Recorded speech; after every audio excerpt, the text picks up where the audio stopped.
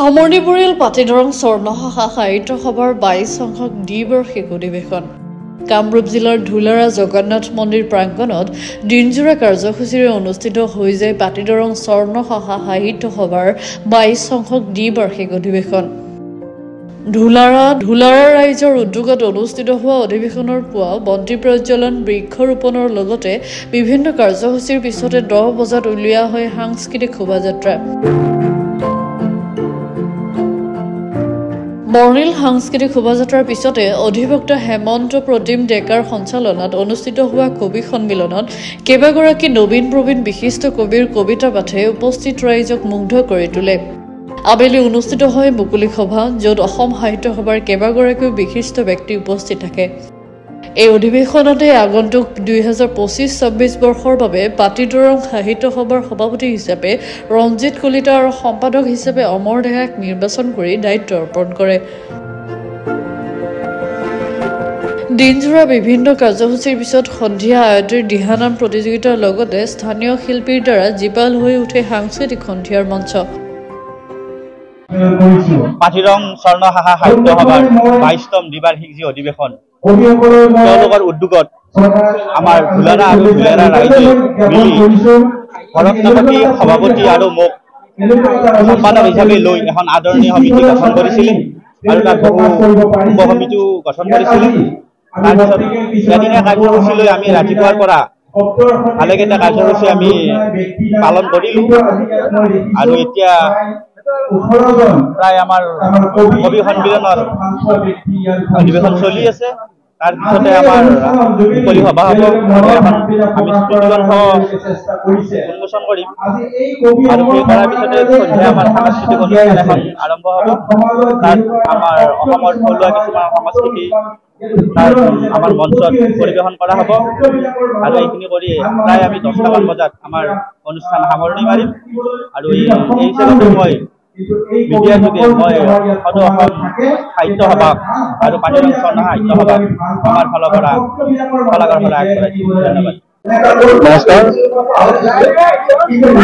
ধুলাৰা আৰু ধুলিয়াৰা গাঁৱৰ সহযোগত পাটিদৰং স্বৰ্ণশাখা সাহিত্য সভাই দ্বিবাৰ্ষিক এই অধিৱেশন আমি ইয়াত অনুষ্ঠিত কৰিছোঁ। আমাৰ এদিনীয়া কাৰ্যসূচীৰে এই অধিৱেশন আৰম্ভ হৈছে। প্ৰায় আমাৰ এমাহ দুমাহ যোৱা এটা প্ৰস্তুতিৰ অন্তত আজি এই সময়ত আমি উপস্থিত হৈছোঁ। ইয়াত আমাৰ ৰাতিপুৱাৰে পৰা কাৰ্যসূচী চলি আছে। পতাকা উত্তোলন, তাৰপিছত বৃক্ষৰোপণ, সাংস্কৃতিক শোভাযাত্ৰা, তাৰপিছত কবি সন্মিলন, আমি এতিয়া মুকলি সভা কৰাৰ কাৰণে আমি সাজু হৈছোঁ। তাৰপিছতে সন্ধিয়ালৈকে আমাৰ অসমীয়া সংস্কৃতিৰ এটা কথা যে বিয়া নামৰ সুন্দৰ প্ৰতিযোগিতা আছে। তাৰপিছতে আকৌ আমাৰ শংকৰী কৃষ্টি প্ৰদৰ্শন কৰা হ'ব। ইয়াতে আমাৰ স্থানীয় শিল্পীসকলৰ দ্বাৰা গীত মাত ইয়াত আৰম্ভ হ'ব। তাৰোপৰি এই অনুষ্ঠানৰ লগত আমি অসম সাহিত্য সভাৰ মাননীয় প্ৰধান সম্পাদক মহোদয় ইয়াত আহি আছে। তেখেতসকলে ইতিমধ্যে কামৰূপ জিলা সাহিত্য সভাৰ সভাপতি মাননীয় নিপেন্দ্ৰ তালুকদাৰ ছাৰ আহিছে। আমাৰ অসম সাহিত্য সভাৰ কাৰ্যনিৰ্বাহক গণেশ্বৰ চহৰীয়া ছাৰ আমাৰ অলৰেডি আহি পাইছে।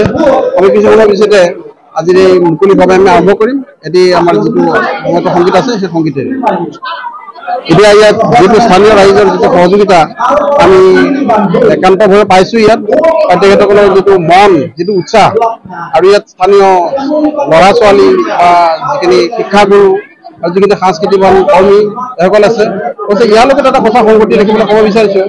আমাৰ এই অঞ্চলত যিখিনি উদীয়মান নতুনকৈ কৰ্ম সংস্থাপন পাইছে, শিক্ষা ক্ষেত্ৰতে হওক বা সংগীতৰ ক্ষেত্ৰতে হওক বা যিখিনি উঠি অহা যিখিনি সম্ভাৱনাপূৰ্ণ ডেকা, এইখিনিকো আমি ইয়াত সম্বৰ্ধনাৰ কাৰণে আমি ইয়াত ব্যৱস্থা কৰিছোঁ। আজি সম্বৰ্ধনা জনাবলৈ নতুন সমিতি আমি অলৰেডি হৈছে। আমাৰ যোৱা 8 তাৰিখত আমাৰ ইয়াত অনুষ্ঠান আছিলে।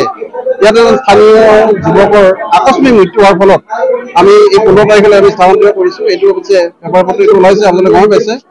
আৰু ইয়াত যোৱা ৰবিবাৰে আমি বিষয়বাচী সভা পাতি আমি এতিয়া নতুন সমিতি গঠন কৰিছোঁ। সমিতিৰ সভাপতি মাননীয় ৰঞ্জিত কলিতা আৰু সম্পাদক অমৰ ডেকা আদি কৰি আমাৰ প্ৰায় 11জনী এটা কমিটি তৈয়াৰ হৈছে। আমি ভৱিষ্যতে আকৌ কাৰ্যৰ দিনত আমি আৰু বহলভাৱে আমাৰ যিটো পাতি দৰং স্বৰ্ণসাগৰ সাহিত্য সভাৰ সমিতি আমি বিস্তৃতভাৱে আকৌ বিস্তাৰ কৰিম আৰু ভৱিষ্যতে কাৰ্যসূচী চলি থাকিব। আৰু ইয়াত আমাৰ এই নতুন কমিটিয়ে বাকীবিলাক কাৰ্যৰ দায়িত্ব ল'ব। গোটেইখিনিয়ে 24 চনৰ 15 ডিচেম্বৰ এই 15 ডিচেম্বৰ দিনটো আমাৰ ধুলৰা দুলীয়াৰাবাসীৰ বাবে এটা স্মৰণীয় দিন।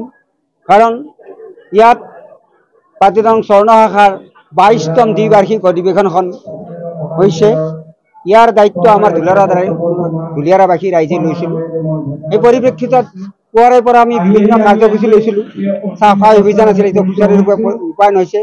তাৰপিছত আছিল মানে পতাকা উত্তোলন, সেইটো সুচাৰুৰূপে ৰূপায়ণ হৈছে, সময়মতে হৈছে। তাৰপিছত আছিল আমাৰ বাৰেৰহণীয়া শোভাযাত্ৰা। এই শোভাযাত্ৰাত বিভিন্ন ঠাইৰ পৰা আহি এই শোভাযাত্ৰা অংশগ্ৰহণ কৰিছে। এইটো এটা মনত ৰাখিবলগীয়া কথা।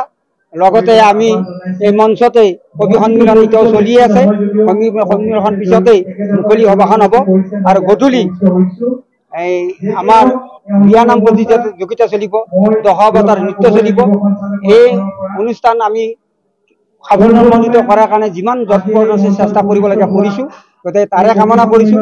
আপোনালোকৰ মিডিয়াৰ যোগে আমি অসমবাসীক ধন্যবাদ জানিছোঁ। সাহিত্য সভাখন ভৱিষ্যতে এই ধৰণে আৰু আগুৱাই যায়, এইটো ৰাখি মোৰ বক্তব্য সামৰিলোঁ।